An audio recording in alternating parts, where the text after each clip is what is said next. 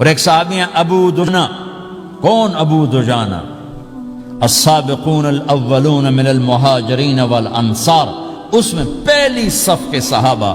کون ابو دجانہ؟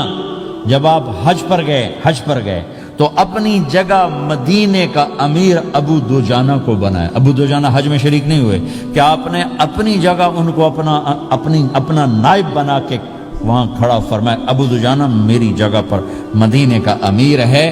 یہ وہ ابو دجانہ ہیں. کون ابو دجانہ؟ جو جنگ بدر سے لے کر آخری حج تک ہر سفر میں شریک ہیں، ہر سفر میں شریک ہیں. ان کی ایک بات میں بتانا چاہتا ہوں، پہلے تھوڑی سی ان کی ہسٹری بتانا چاہتا ہوں. کون ابو دجانہ؟ احد کی جنگ میں آپ نے تلوار اٹھائی، کہ اس تلوار کو کون لے گا؟ کئی صحابہ کھڑے ہو گئے. آپ نے کہا اس تلوار کا حق کون ادا کرے گا؟ سارے بیٹھ گئے. 3 آدمی کھڑے رہے، ایک زبیر بن عوام، ایک عمر بن خطاب، ایک ابو دجانہ. ان کا نام ہے سماک بن خرشنہ. سماک بن خرشنہ ان کا نام ابو دجانہ سے مشہور ہے. تو آپ نے تلوار نہ عمر کو دی، نہ زبیر کو دی، ابو دجانہ کو دی تھی. تو عمر رضی اللہ عنہ نے تو محسوس نہیں کیا، حضرت زبیر نے محسوس کیا کہ اس کو کیوں دی، مجھے کیوں نہیں دی؟ میں مہاجرین میں سے ہوں، میں پھوپھی کا بیٹا ہوں، میں اس سے دلیری میں کم نہیں ہوں. بلکہ حضرت زبیر کی دلیری کی تو دھاک تھی، جدھر سلوار چلتی تھی کاٹتی چلی جاتی تھی. کہنے کہ میں دیکھوں گا یہ کیا کرتا ہے. تو ابو دجانہ کے پیچھے پیچھے زبیر ہو لیے. تو ابو دجانہ نے جو حملہ کیا تو 3000 کا لشکر تھا، اس کو چیر کے پار نکل کے، پورے لشکر کو کاٹ کے پار نکل کے. اور آگے عورتیں کھڑی تھیں جو مکے کے لشکر کو تیار کر رہی تھیں. نحن بنات طارقی نمشی علی النمارقی مشی القتل بوارقی المسک فی المخالقی المسک فی المفارقی والدر فی المخالقی ان تقبلوا نعانقی وتدبروا نفارقی فراق غیر وامقی. یہ گانا گا رہی تھی اور ان کو تیار کر رہی تھیں. تو جب ابو دجانہ کی تلوار نظر آئی تو سب بھاگی. ہندا پکڑی گئی تو آپ نے یوں اپنی تلوار ہندا کے سر پر رکھی، انہوں نے چیخ ماری، تلوار ہٹا لی. تو زبیر پیچھے پیچھے کہ یہ کیا کیا ہے؟ جنگ میں اگر کوئی عورت حصہ لے اسے مارنا جائز ہے، ویسے جائز نہیں ہے. عورت کو، بچے کو، بوڑھے کو ہاتھ لگانا جائز نہیں ہے. تو انہوں نے کہا تلوار کیوں نہیں چلائی؟ کہا میرے محبوب کی تلوار ہے، عورت کے خون سے رنگین کر کے اس کی شان نہیں گھٹانا چاہتا، یہ میرے نبی کی تلوار.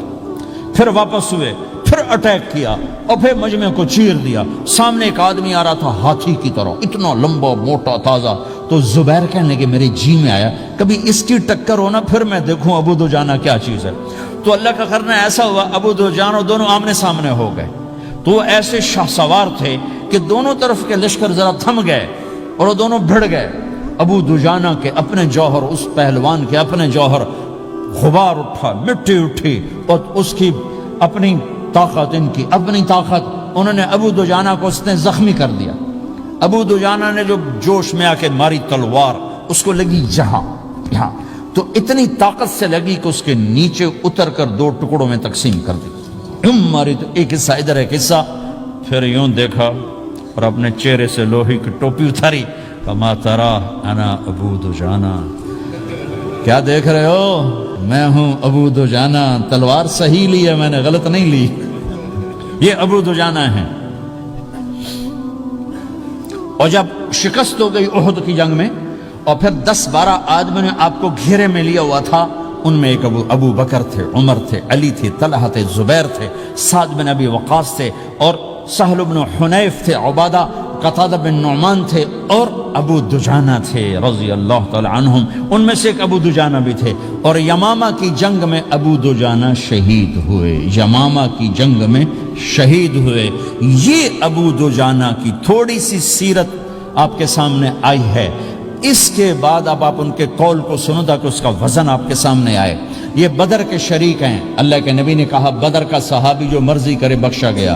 یہ صلح حدیبیہ کے شریک ہیں. اللہ نے قرآن میں کہا لقد رضی اللہ، میں ان سے راضی ہو گیا. یہ صحابی ہیں. اللہ نے کہا کلا وعد اللہ الحسنی، اے میرا نبی تیرے ہر صحابی کے لیے جنت کا وعدہ ہے.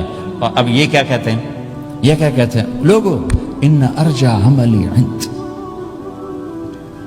لوگو میرے پاس ابو دجانہ میرے پاس بخشش کا سب سے بڑا عمل جانتے ہو کیا ہے؟ بدر نہیں، احد نہیں، حدیبیہ نہیں، خندق نہیں، خیبر نہیں، فتح مکہ نہیں، آخری حج نہیں. کیا ہے؟ کیا ہے لوگو؟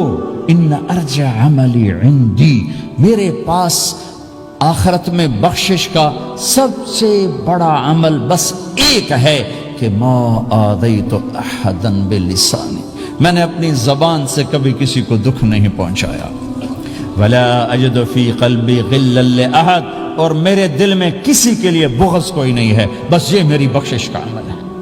تو بھائیو، نبی کے اخلاق میں دو چیزیں لے لو، ایک زبان سے کسی کو دکھ نہ دو، ایک دل میں کسی کا بغض نہ رکھو. اللہ کی قسم بغیر حساب کتاب کے جنت میں جاؤ گے.